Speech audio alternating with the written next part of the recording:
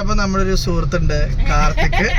അപ്പൊ ആള് ആറാട്ടണ്ണന്റെ വോയിസ് കാണിച്ച് വൈറലായിട്ടുള്ളൊരു ചങ്കാണ്. ചങ്ക ഒരു ആറാട്ടണ്ണൻ. അപ്പൊ ആറാട്ടണ്ണൻ കാണിക്കുന്നതിന് മുമ്പ് എനിക്ക് വലിയൊരു കാര്യം പറയാനുണ്ട്.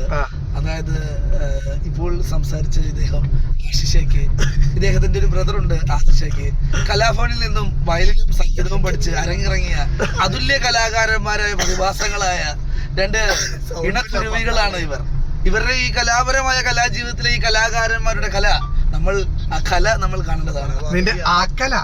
അപ്പോൾ ആ കലകൾ കാണാൻ വേണ്ടി നിങ്ങൾ ഇവരോട് ആറാട്ടണ്ണൻ കിടക്കാച്ചായിട്ട് എടുക്കൂട്ടോ. ഒന്ന് കാണിക്കണ. ഇപ്പോ അടുത്ത വീഡിയോ ആയിട്ട് അടുത്ത ആഴ്ച കാണാം. അതുവരേക്കും ബൈ. ആറാട്ടണ്ണനെ കാണിക്കണ. ഒന്ന് ആറാട്ടണ്ണനെ കാണിക്കണ. ആറാട്ടണ്ണനെ കാണിച്ചുള്ള സ്വർഗത്തിൽ പോയനെ ഗൈസ്. ഞങ്ങൾ ആറാടുകയായിരുന്നു.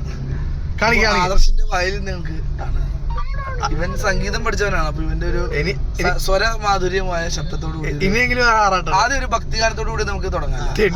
ഭക്തിഗാനം പാടില്ല. നമ്മൾ ഭക്തിഗാനം സംഗീതത്തെ കളിയാക്കുന്നുണ്ടോ? കല പഠിച്ച് ഈ കുളിക്കുമെന്നോ? ആറാട്ടണ്ണന്റെ ഇവിടെ ഒച്ചയില്ല, സംസാരിക്കുമ്പോ കരയുകയാണ്. ആറാട്ടണ്ണന്റെ ഒരു ഭക്തിഗാനാണ് ഇപ്പൊ കാർത്തിക്. അങ്ങനെ കാർത്തിക് എന്ന് പറഞ്ഞ ചൈനക്കാർ കൊറോണയ്ക്ക് പുറത്തേക്ക് വിട്ട ഒരു വൈറസാണ്. സത്യമായിട്ടും